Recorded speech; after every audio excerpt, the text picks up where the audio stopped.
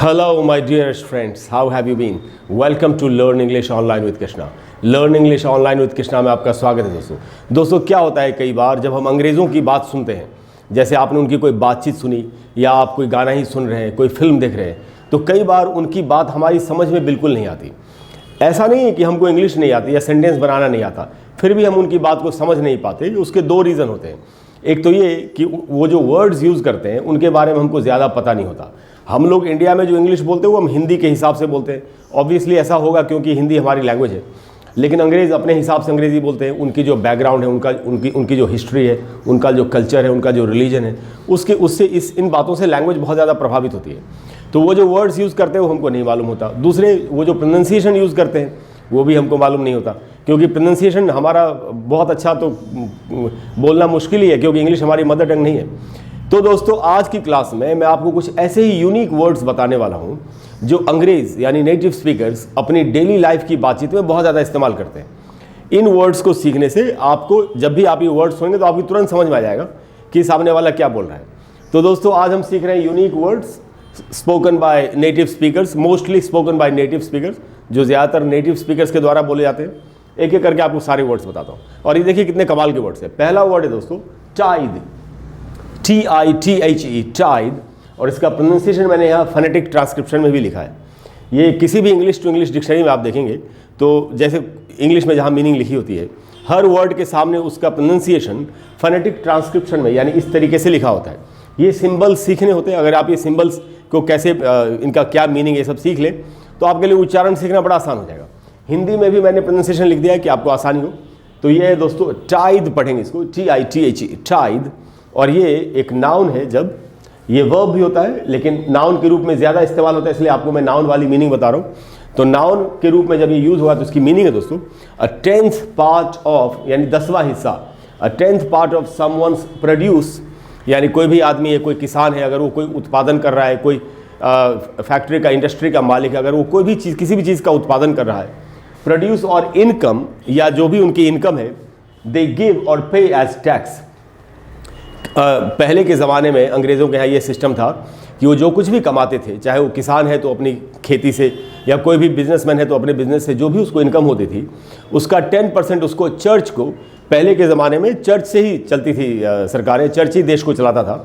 तो जब धार्मिक शासन था, विदेशों की बात है, यूरोप में, तो उस समय अपनी कमाई का 10% हर किसी को चर्च को देना होता था, जिससे कि शासन व्यवस्था अच्छे से चल सके। आज की डेट में तो ये चीज़ नहीं है, अब सरकार लेती है टैक्स अलग अलग तरीके से। तो ये इसकी मीनिंग है दोस्तों कि अपनी इनकम या कमाई का 10% का हिस्सा, वो हिस्सा जो टैक्स के रूप में या फ़ी के रूप में आदमी चर्च को देता था या वैसी सरकार को देता था। तो ये इसकी मीनिंग है। इसकी एक मीनिंग और भी है, ये तो इसकी बिल्कुल ही लिटरल मीनिंग है, या अब आप बोल सकते हैं फॉर्मल मीनिंग है। इनफॉर्मल इंग्लिश में, बोलचाल की भाषा में भी इसका इस्तेमाल होने लगा, और बोलचाल की भाषा में इसका मीनिंग है अ 10th पार्ट ऑफ एनीथिंग, किसी भी चीज़ का 10वां हिस्सा, या नहीं तो किसी भी चीज़ का सबसे छोटा हिस्सा जो हो सकता है। 10वां हिस्सा भी और छोटा हिस्सा भी, ऐसे भी इसकी मीनिंग को हमको समझना चाहिए। तो ये इसकी मीनिंग है। अब हम इसको देखते हैं कि सेंटेंस में इसको कैसे यूज़ करेंगे। तो दोस्तों एक एग्जाम्पल बनाया किसी के लिए कि he is a tide collector, जो आदमी इस तरह का 10% का टैक्स कलेक्ट करता हो हर जगह जा करके, हर किसी के पास जा करके, जिससे भी उसको वसूल करना है, तो ऐसे इंसान के लिए कहा जा रहा है कि he is a tide collector. ये तो जो 10% का हिस्सा टैक्स वगैरह के रूप में देते हैं, और जो इसकी दूसरी मीनिंग है किसी भी चीज़ का 10वां हिस्सा या किसी भी चीज़ का सबसे छोटा हिस्सा, उस मीनिंग में एक एग्जाम्पल ये रहा। किसी ने कहा, अब देखिए जनरल इंग्लिश में, इनफॉर्मल इंग्लिश में इसको कैसे इस्तेमाल करेंगे। तो कोई कह रहा है I don't know a tide of it, यार मुझे इस बात के बारे में ज़रा सी भी जानकारी नहीं है, इसके यानी कि इस मामले के बारे में, इस बात के बारे में थोड़ी छोटी सी भी जानकारी, ज़रा सी भी जानकारी मुझे नहीं है।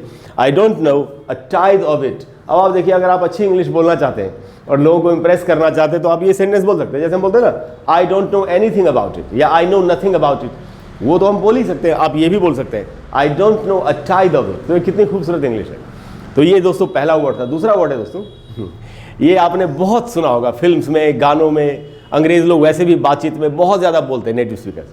ये वर्ड है दोस्तों, इसकी स्पेलिंग है HALLELUJAH। इसका प्रोनाउंसिएशन क्या है, यहाँ लिखा है दोस्तों फोनेटिक ट्रांसक्रिप्शन में, इसका उच्चारण है हालेलुया, हालेलुया, हालेलुया। देखिए यहाँ हिंदी में लिखा है हालेलुया, हालेलुया। तो हालेलुया, अच्छा हालेलुया भी आपको सुनाई देता होगा, कुछ लोग अलग अलग एक्सेंट में बोलते हैं, हालेलुया भी बोलते होंगे या हालेलुया भी आप इसको बोल सकते हैं, हालेलुया। अच्छा हालेलुया का मीनिंग क्या है? ये एक सबसे पहले तो एक नाउन है और इसकी मीनिंग है एन इमोशनल, भावनात्मक एक्सप्रेशन, एक भावनात्मक एक्सप्रेशन है किस चीज़ का? ऑफ प्रेज, प्रशंसा का, तारीफ का, एंड थैंक्स टू गॉड। जब हम भगवान के लिए तारीफ और प्रशंसा के लिए मुंह से कोई आवाज़ निकालते, जैसे हिंदी में बोलते हैं जय हो, बोलते हैं ना, वही आप समझ लीजिए इसको कि वही अंग्रेज लोग बोलते हैं हालेलुया, यानी जय हो। यानी कोई भी अच्छा ऐसा काम हो गया जिसकी उनको उम्मीद नहीं थी और अच्छा काम हो गया, तो लोग इस तरीके से बोलते हैं। कोई भी उनके जीवन में अच्छी घटना हो या आपके भी जीवन में अच्छी घटना, तो आप ये वाला एक्सप्रेशन बोल सकते हैं। अगर आप इंग्लिश में बोलना चाहते हैं, जय हो की जगह पर अगर आप इंग्लिश में बोलना चाहते हैं तो आपको ये बोलना चाहिए। तो दोस्तों ये हालेलुया, हालेलुया ऐसे करके आपने सुना होगा। तो अब इसको कैसे यूज़ करेंगे, कॉन्वर्सेशन में कैसे यूज़ होगा? मान लेते हैं दो फ्रेंड्स बात कर रहे हैं आपस में किसी तीसरे फ्रेंड के बारे में जो वहाँ नहीं है, और उसके लिए एक फ्रेंड दूसरे फ्रेंड को बता रहा है तीसरे फ्रेंड के बारे में जो वहाँ नहीं है कि he has found himself a girlfriend.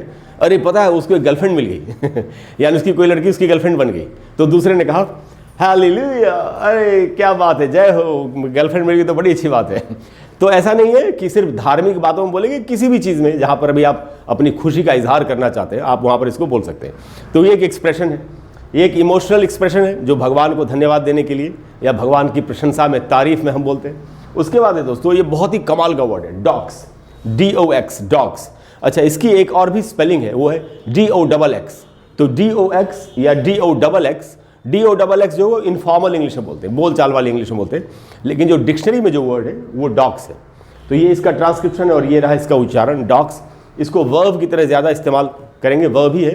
इसकी मीनिंग क्या है दोस्तों? इसकी मीनिंग बहुत ही कमाल की है और आज के टाइम में बहुत ही रेलिवेंट मीनिंग है। देखिए इसकी मीनिंग है टू पब्लिकली आइडेंटिफाई और पब्लिश, किसी आदमी को सार्वजनिक तौर पर उसकी पहचान को बताना या पब्लिश कर देना, यानी कि डॉक्यूमेंट्स वगैरह को। कैसे?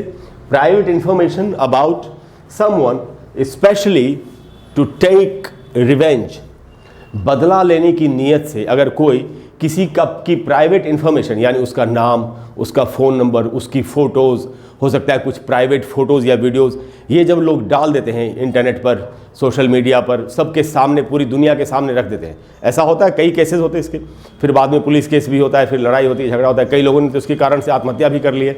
ऐसा नहीं करना चाहिए, लेकिन अगर कोई ऐसा करे तो इसी को कहते हैं डॉक्स करना किसी को, यानी किसी की प्राइवेट इन्फॉर्मेशन सार्वजनिक कर देना, ये इसका मीनिंग है, किसी की निजी जानकारी को सार्वजनिक कर देना। अच्छा सेंटेंस में कैसे यूज़ करेंगे? तो जैसे अगर किसी लड़की के साथ ऐसा हुआ है तो उसके लिए कहा जा रहा है she is being doxxed at Facebook, उसको फेसबुक पर उसकी जो पूरी जानकारी है वो उजागर कर दी गई है, उजागर की जा रही है, उसके बारे में सब कुछ बताया जा रहा है। She is being doxxed at Facebook. और डॉक्स्ड की एक मीनिंग, एक स्पेलिंग ये भी हो सकती है DOXX, जैसा मैंने आपको बताया था। तो डॉक्स्ड का आप समझ गए मीनिंग। तो जैसे आप बोल सकते हैं कि डोंट डॉक्स हर, उसको डॉक्स मत करो, यानी कि उसकी जानकारी सार्वजनिक मत करो किसी भी सोशल मीडिया प्लेटफॉर्म पर। तो ये इसकी मीनिंग है। उसके बाद है दोस्तों ये वर्ड इम्यूटेबल। इम्यूटेबल की देखिए ये इसका ट्रांसक्रिप्शन है और ये प्रोनाउंसिएशन मैंने हिंदी में भी लिख दिया कि आप समझ सकें। इम्यूटेबल एक एडजेक्टिव है। इम्यूटेबल की मीनिंग क्या है? अगर कोई भी ऐसा नियम है, कोई कानून है जिसको बदला न जा सके, ये एडजेक्टिव है और इसका मीनिंग है अनेबल टू बी चेंज्ड, जिसको चेंज नहीं किया जा सके। आप बोल सकते हैं दिस डिसीजन इज इम्यूटेबल, इस निर्णय को बदला नहीं जा सकता। हम बोलते हैं ना इट कांट बी चेंज्ड, तो इट कांट बी चेंज्ड की जगह पर एक वर्ड से आपका काम चल रहा है इम्यूटेबल। तो जैसे वही एग्जाम्पल है, कोई किसी डिसीजन के बारे में बता रहा है दिस डिसीजन इज इम्यूटेबल, यानी this decision can not be changed, इसको चेंज नहीं किया जा सकता। तो इम्यूटेबल का मीनिंग है जिसको बदला नहीं जा सकता, एडजेक्टिव है और मीनिंग है अनेबल टू बी चेंज, जिसको चेंज नहीं किया जा सकता, बदला नहीं जा सकता। दोस्तों मुझे पूरी उम्मीद है कि आज की क्लास आपको काफ़ी पसंद आई होगी और आप आज की क्लास के बाद इन वर्ड्स को बहुत अच्छे तरीके से इनके सही मीनिंग में यूज़ कर पाएंगे। अगर क्लास अच्छी लगी हो तो प्लीज़ वीडियो को लाइक करें और चैनल को सब्सक्राइब करें। वीडियो को फ्रेंड्स के साथ ज़रूर शेयर करें जैसे कि सभी लोग इन वर्ड्स को सीख सकें और अच्छी इंग्लिश बोल सकें। अगली क्लास में फिर से आपको कुछ ऐसे ही बहुत ही कमाल के वर्ड्स, यूनिक वर्ड्स या कोई भी प्रोनाउंसिएशन का टॉपिक या ग्रामर का टॉपिक आपको बताने की कोशिश करूँगा, जिसको सीखने के बाद आपके लिए इंग्लिश को समझना, सीखना, इफेक्टिवली बोलना और भी ज़्यादा आसान हो जाएगा। कोई भी अगर ऐसा टॉपिक है, जितने टॉपिक्स मैं बताता हूँ इनके अलावा कोई भी अगर ऐसा टॉपिक है जिस पर आप चाहते हैं कि मैं आपके लिए एक वीडियो बना दूँ, तो आप नीचे कमेंट बॉक्स में लिखिए। मैं कोशिश करूँगा कि जितनी जल्दी हो सके मैं आपको उस पर एक वीडियो बना करके दे दूँ। आप लोगों का बहुत ही प्यार और समर्थन मुझे मिल रहा है, इसके लिए बहुत बहुत शुक्रिया, मैं आपका एहसानमंद हूँ। अगली क्लास में मिलते हैं और फिर हम एक अच्छी नई बात, नए टॉपिक पर सीखते हैं। Thank you very much.